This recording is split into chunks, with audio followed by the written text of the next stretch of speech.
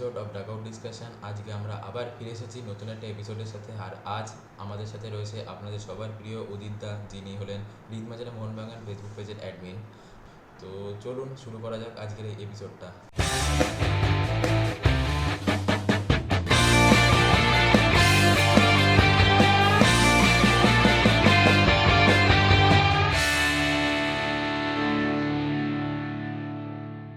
উদিতদা, আপনার কাছে চলে আসে আজকের আমাদের প্রথম প্রশ্ন নিয়ে, যেটা হলো যে মোহনবাগান ভার্সেস নর্থ ইস্টের যে ম্যাচটা হয়েছে আইএসএলের, আর যে ম্যাচের রেজাল্ট ছিল 3-2 গোল, অর্থাৎ 3-2 গোল, 1 গোলের ডিফারেন্সে মোহনবাগান জিতে যায়। তো এই ম্যাচটা কেমন একটা বলতে ম্যাচ ছিল না? আর এই ব্যাপারে তোমার কি বক্তব্য আছে? আর তাছাড়াও যেটা হলো ওই সুভাষিস বোসের যে গোলটা ছিল, ওই গোলটা কি আদৌ গোল ছিল? এই ব্যাপারে তুমি কি বলতে চাও? দেখো, 3-2 ম্যাচটা যদি তুমি বদলার ম্যাচ বলো, বদলার ম্যাচ মানে তখনই হবে তো যদি মানে সেই খেলাটা ফাইনালে নর্থ ইস্টকে হারিয়ে জিতো, তবে সেটা হচ্ছে বদলার ম্যাচ, ঠিক আছে? না হলে 3-2 খেলাটা আইএসএল এর একটা নর্মাল ম্যাচ হিসেবে জিতেছে বলে আমি মনে করি। তবে হ্যাঁ, যে হেরে কিছুটা মানে পিছিয়ে ছিল নর্থ ইস্টের কাছে, সেদিক থেকে বিচার করলে জিতেছে, এটাই অনেক বড় ব্যাপার, এটুকুই। উদিতদা, এবার চলে আসি তোমার কাছে আমাদের পরের প্রশ্ন নিয়ে, যেটা হলো যে ইস্টবেঙ্গল ভার্সেস যে গোয়ার ম্যাচটা হলো, সেই ম্যাচটাতে দেখা গেল যে আবার ইস্টবেঙ্গলের একটা হার, পরপর 3বার ইস্টবেঙ্গলের হার। তো এই বিষয় নিয়ে তোমার কি বলা রয়েছে? কেন হারছে বারবার ইস্টবেঙ্গল? এটা নিয়ে তোমার কি মতামত? প্রথম কথা, ইস্ট বেঙ্গল নিয়ে কিছু বলার মানে ইচ্ছা মানে কোনোটাই নেই, আমার ইচ্ছে নেই। তবে ইস্ট বেঙ্গল যেভাবে টিম তৈরি করেছিল, ঠিকঠাক করে খেলাতে পারলে 3টে ম্যাচের মধ্যে অন্ততপক্ষে 2টো আরামসে জিততে পারতো। খুবই ক্যাজুয়ালি নিয়েছে ম্যাচটাকে।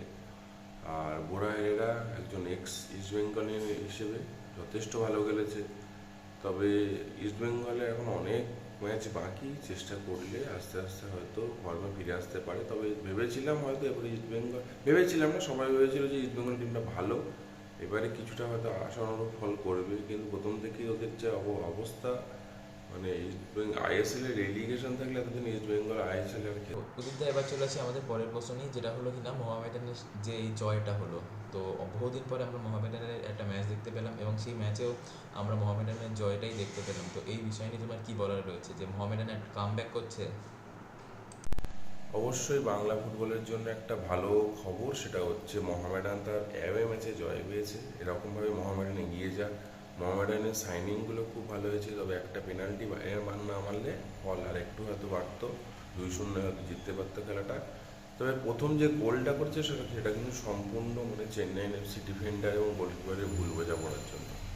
তবে দেখা যাক মোহামেডান এবছর প্রথম আইএসএল খেলে কতটা কি ভালো ফল করতে পারে, সেটা সময়ই বলবে। এবার চলে আসি আজকের সব থেকে শেষ প্রশ্ন, যেটা হলো মোহনবাগান ভার্সেস ব্যাঙ্গালোরের যে ম্যাচটা রয়েছে। তো এই ম্যাচে তোমার ফেভারিটস কী কী রয়েছে, আর কি মনে হচ্ছে এই ম্যাচের ফলাফল কীরকম হতে চলেছে? হ্যাঁ, আজকে ব্যাঙ্গালোর ভার্সেস মোহনবাগান ম্যাচ। তো এই ম্যাচে সবসময় আমি এগিয়ে রাখবো মোহনবাগানকে, কারণ কান্দিরাবা স্টেডিয়ামে খেলা, আর কান্দিরাবা স্টেডিয়াম কখনোই মোহনবাগানকে খালি হাতে ফেরায় না। তো আমার প্রেডিকশন, এই খেলার ফলাফল 2-1 হতে পারে। প্রদীপদা, অনেক ভালো লাগলো তোমার সঙ্গে এই সময়টা কাটিয়ে, আর অসংখ্য ধন্যবাদ তোমাকে তোমার মূল্যবান সময়টা আমাদেরকে দেওয়ার জন্য। তো এখন চলুন, শেষ করার সময় চলে এসছে।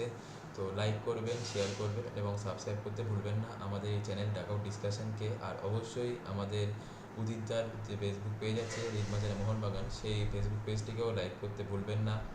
দেখা হবে পরের এপিসোডে। ততদিনের জন্য সুস্থ থাকবেন, ভালো থাকবেন, ধন্যবাদ।